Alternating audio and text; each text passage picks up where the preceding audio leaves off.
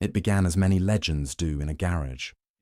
The year was 1994, and Jeff Bezos, a 30-year-old Wall Street hedge fund executive with a receding hairline and a vision so wide it bordered on delusional, quit his job and drove across the country with his wife Mackenzie.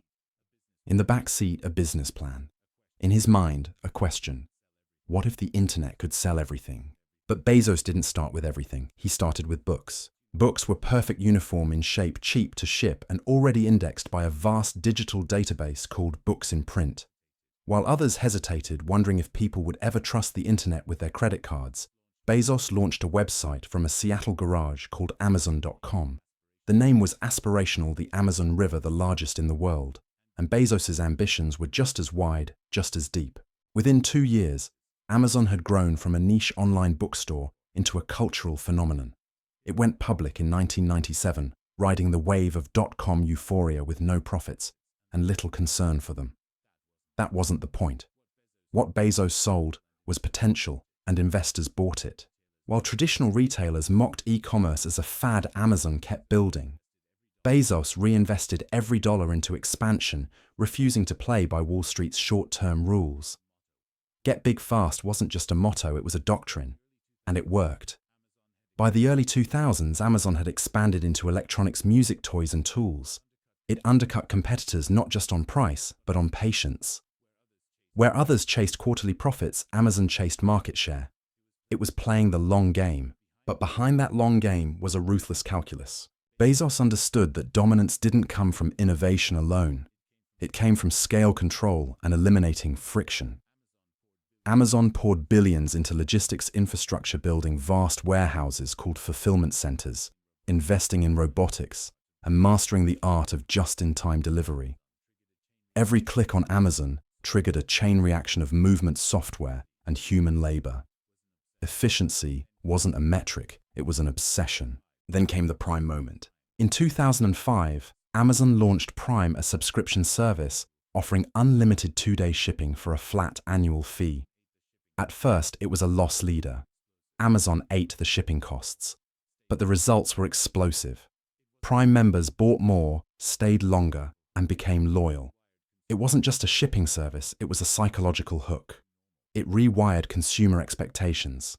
2-day delivery became the new normal, and Amazon became indispensable. Retailers didn't stand a chance. Big box stores like Borders, Circuit City, and Toys R Us fell like dominoes. Department stores scrambled to build their own e-commerce platforms, but couldn't match Amazon's logistics muscle. Small businesses were forced into Amazon's orbit, becoming third-party sellers on a platform that undercut them even as it hosted them. The trap was invisible. Amazon controlled the storefront, the search results, the payments, and increasingly the data. Every click, every cart, every customer review fed into the machine. Bezos wasn't just building a store, he was building the infrastructure of commerce itself. And then he went further. In 2006, Amazon quietly launched a side project, Amazon Web Services. What began as an internal tool, cloud servers to support Amazon's website, became the backbone of the internet.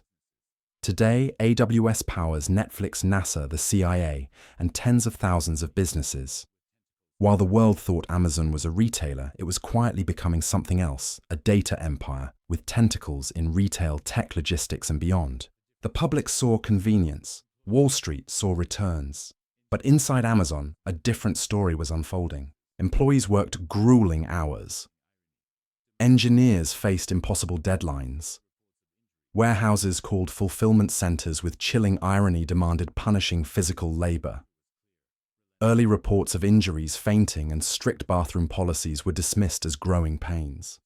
But the culture was clear, relentless. Amazon didn't just expect excellence, it expected devotion. Bezos famously installed door desks in early Amazon offices, a frugal symbol of startup grit. But as the company's valuations soared into the hundreds of billions, the door desks remained. Not because Amazon couldn't afford better, but because it didn't believe in comfort. Comfort was inefficiency, friction, fat.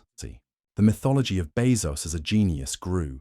He was compared to Steve Jobs, heralded as a prophet of the digital age. And to many he was. Amazon shares exploded. Bezos became the richest man in modern history. He bought the Washington Post, launched Blue Origin, and appeared on magazine covers with a knowing smirk. But with every billion Bezos gained, Amazon's workers paid a price. And Amazon's competitors, they didn't just lose market share, they lost the game. Because Amazon didn't compete, it eradicated. In the next part, we'll uncover how Amazon used its dominance not just to expand, but to destroy. How it weaponized data against its own partners, copied bestsellers from third-party sellers, and rewrote the rules of capitalism in its favor. And how even then, it wasn't satisfied. Because once the rivals were gone, Amazon turned inward and found a new target: its workers. The empire was only beginning.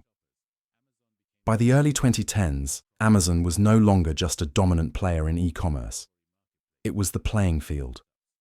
For most online shoppers, Amazon became the default search engine for products. For small businesses, it became the mandatory marketplace. And for startups, it became the looming force, silent, watching, unpredictable. On the surface, Amazon appeared to be a vast and inclusive platform, offering third-party sellers a chance to reach hundreds of millions of customers. It invited them in, charged modest fees, and gave them tools to sell.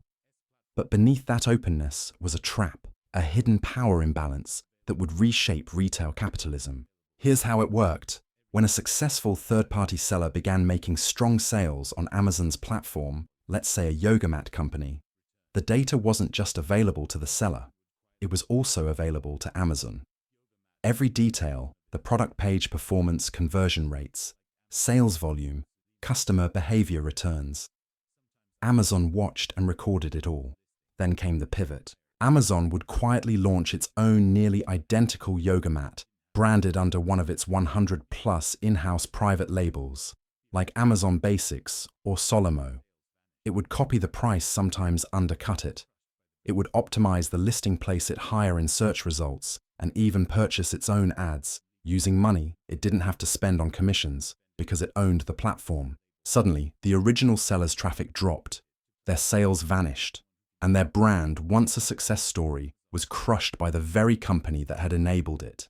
This was no accident. Former Amazon employees and leaked documents confirmed the company regularly used vendor data to inform private label product development.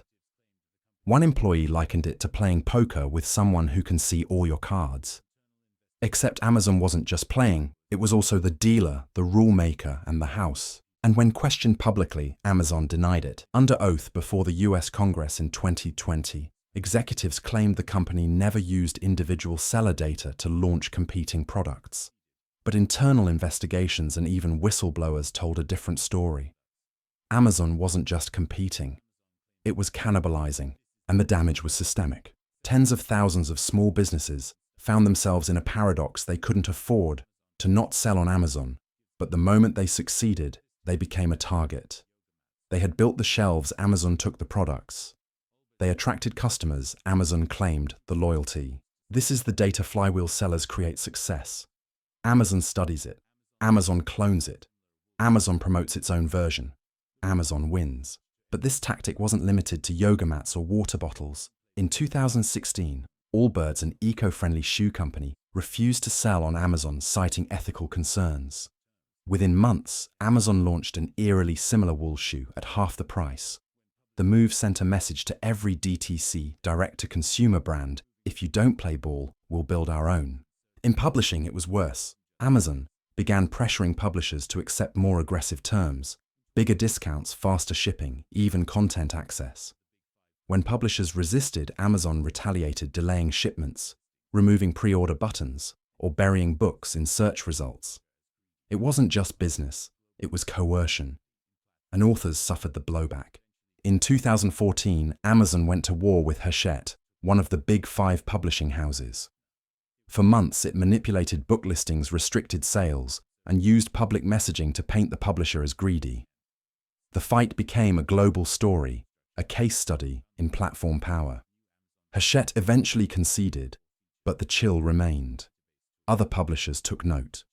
Amazon wasn't just a partner, it was a threat. Even in cloud computing, where Amazon Web Services reigned supreme, the pattern emerged again. Startups that built on AWS infrastructure sometimes found themselves competing with new Amazon services that mirrored their core features. Popular database tool Amazon might launch its own. AI tool gaining traction. AWS could copy it. With billions in cash, superior infrastructure, and instant access to customer data, Amazon could enter any space anytime and win by outlasting. And let's not forget the grocery wars. In 2017, Amazon acquired Whole Foods for $13.7 billion. Overnight, it gained 500-plus prime retail locations in affluent neighborhoods. While traditional grocers panicked, Amazon didn't just sell organic kale, it turned Whole Foods into a logistics hub. It rolled out same-day delivery Prime member discounts and cashierless checkout experiments. Competitors like Kroger, Safeway, and Target scrambled to adapt. But Amazon didn't want to compete fairly.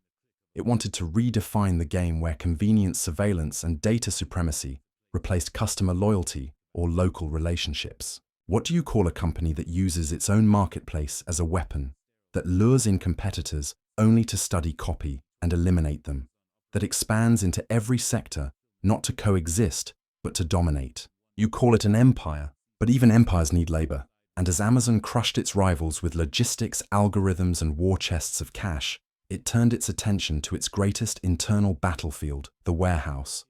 Somewhere between the click of a Buy Now button and the knock on your door, 48 hours later, lies a place few consumers ever think about: the warehouse.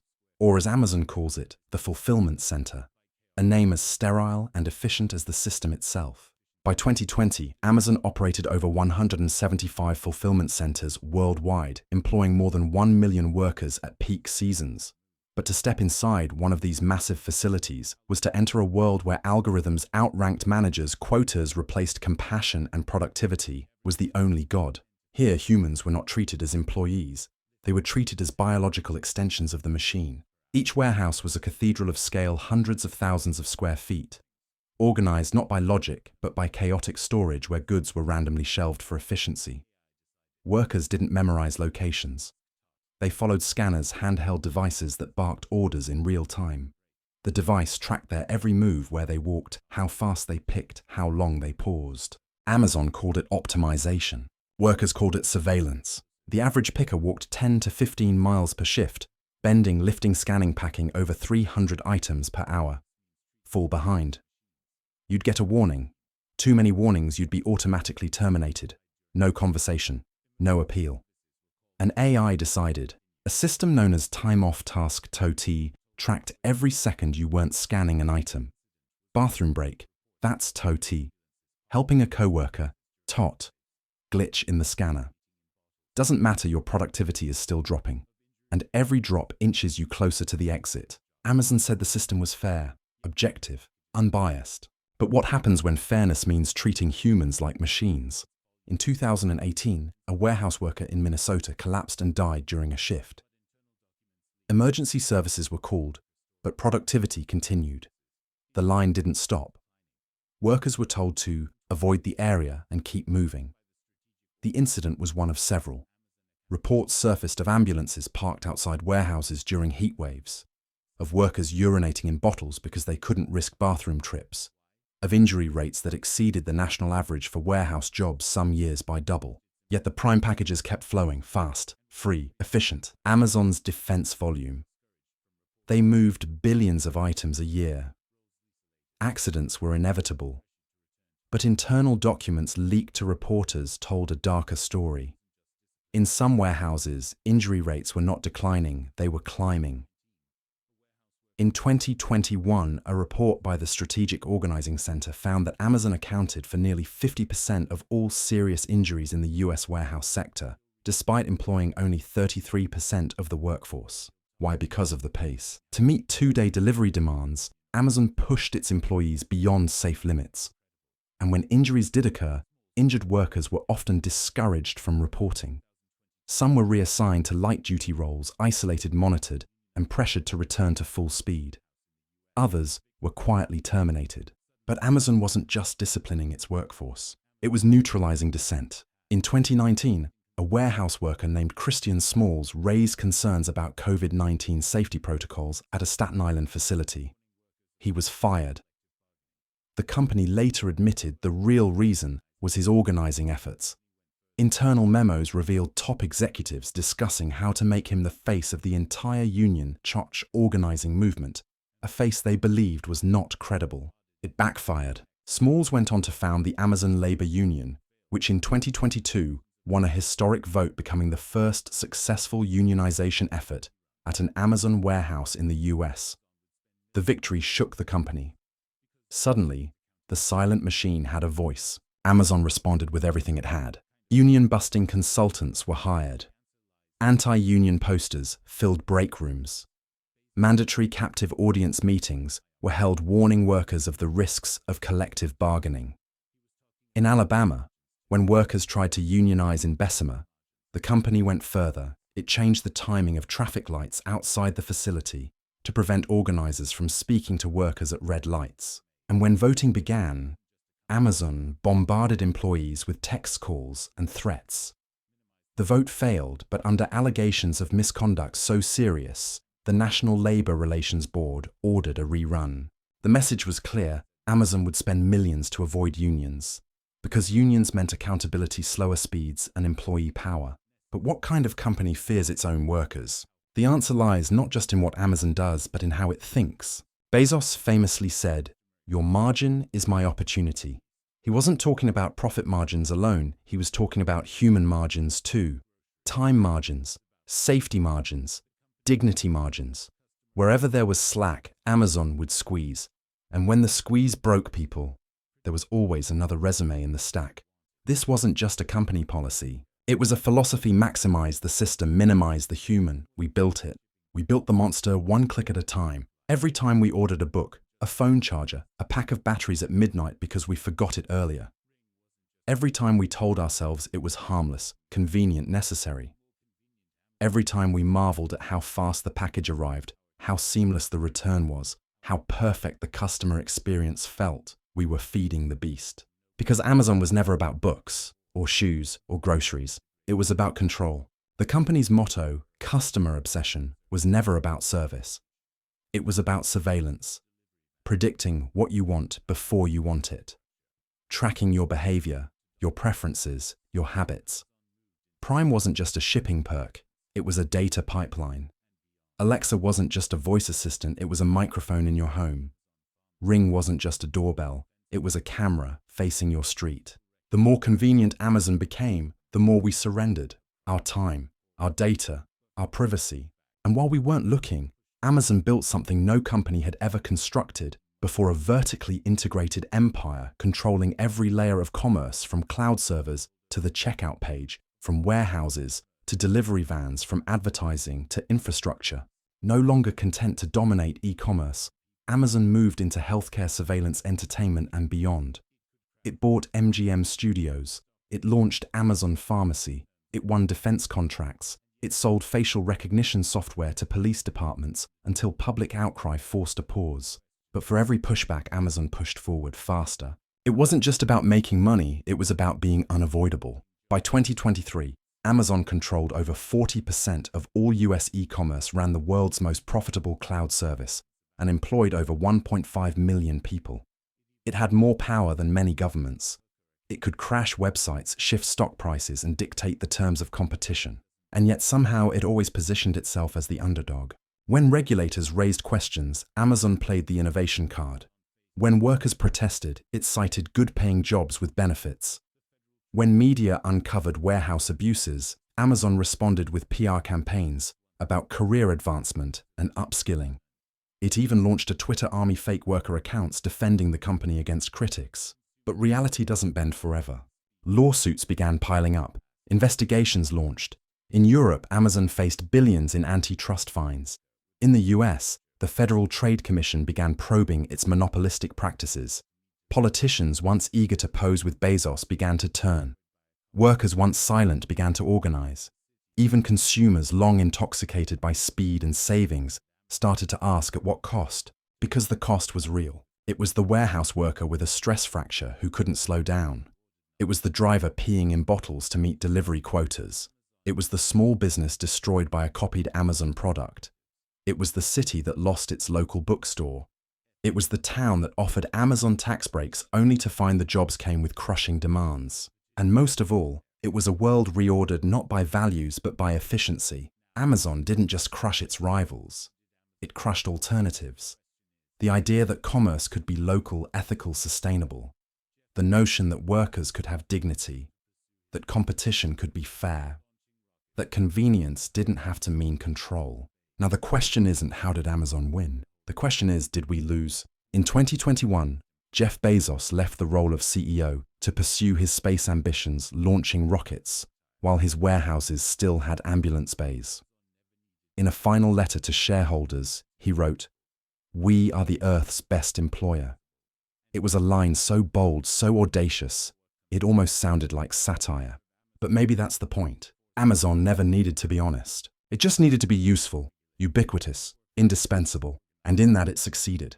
So what comes next? The future of Amazon will depend on forces beyond its control, governments willing to regulate workers, willing to organize consumers, willing to care. Maybe we'll see a breakup. Maybe we'll see reforms. Maybe we'll see nothing at all, just more packages, more data, more silence. But one thing is certain, Amazon is not an anomaly. It is a mirror, a reflection of a system that rewards domination over decency, growth over humanity, and speed over everything. If we want to change Amazon, we must change ourselves, our habits, our expectations, our definition of what it means to win. Because the real cost of Prime isn't $139 a year. It's the world we've allowed it to shape. And unless we reclaim that world, unless we ask not just how fast something ships, but who pays the price, then Amazon won't be the last empire of its kind. It will be the blueprint,